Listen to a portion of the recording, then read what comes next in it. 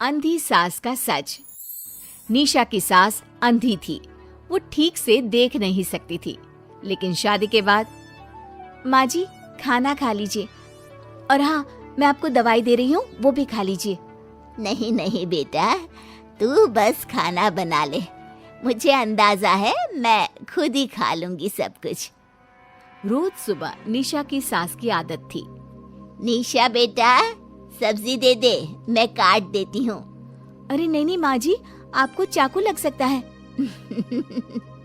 नहीं नहीं बहू, मुझे अंदाजा है कि कैसे काटना है, काफी वक्त से कर रही हूँ ना मैं। वैसे भी डॉक्टर ने कहा है कि थोड़ा बहुत काम करना जरूरी होता है। माँ जी, डॉक्टर ने कहा है तो दे देती हूँ आपको, लेकिन मेरा मन नहीं मान रहा।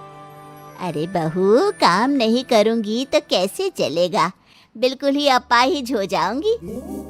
निशा सास को वो जो काम बोलती वो करने दे देती है। एक दिन निशा की सहेली का फोन आता है। सास सुन रही होती है कि वो किसी से बात कर रही है।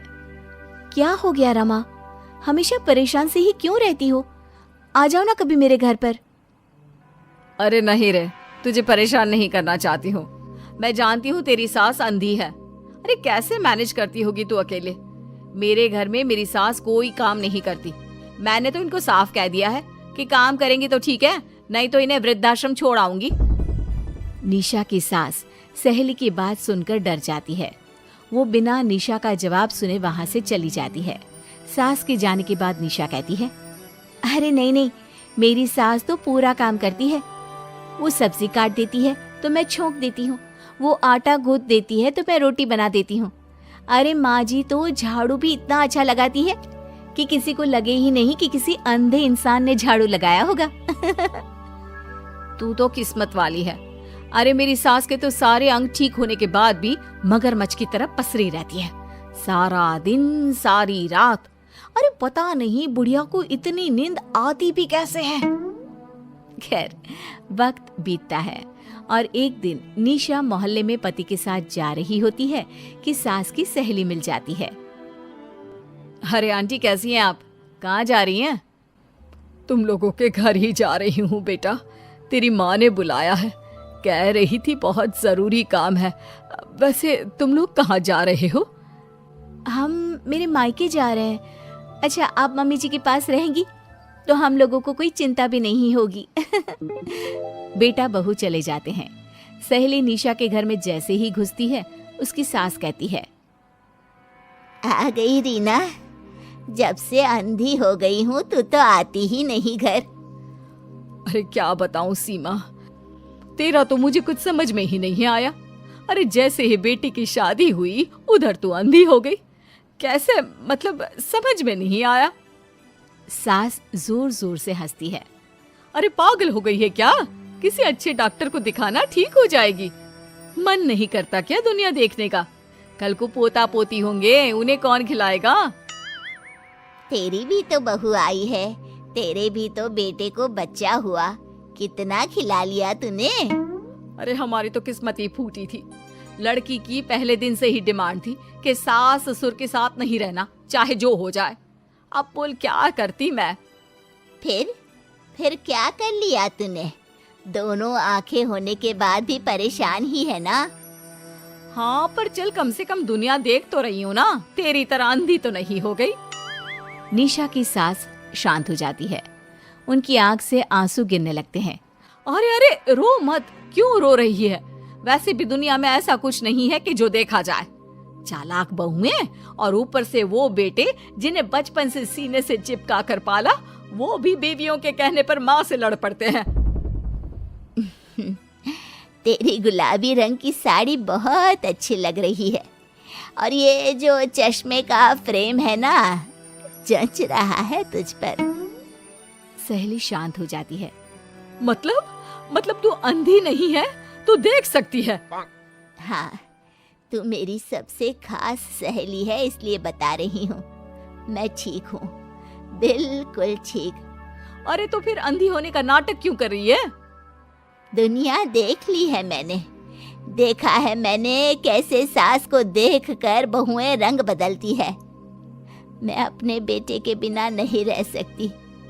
पति का साया तो पहले ही उठ गया, बेटे को बहू ले गई तो क्या करूँगी। सारा काम कर देती हूँ, वो इसी में खुश है। सहेली निशा की सास को गले लगा लेती है। लेकिन झूठ बोलकर कब तक? अरे कब तक ऐसे रहेगी? थोड़ी ही देर में बाहर से बेटा बहू के आने की आवाज आती है। बस चुप कर, जो मैं कर रही हूँ बस साथ दे मेरा, नहीं तो। बहू घर पर आती है। सामने 2 कप में चाय, शादी के एल्बम और कुछ खाने पीने का सामान रखा था। माँ जी, कुछ खाया आपने?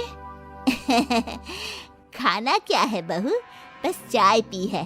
सब्जी दे दे, मैं काट देती हूँ, रात के खाने की तैयारी हो जाएगी।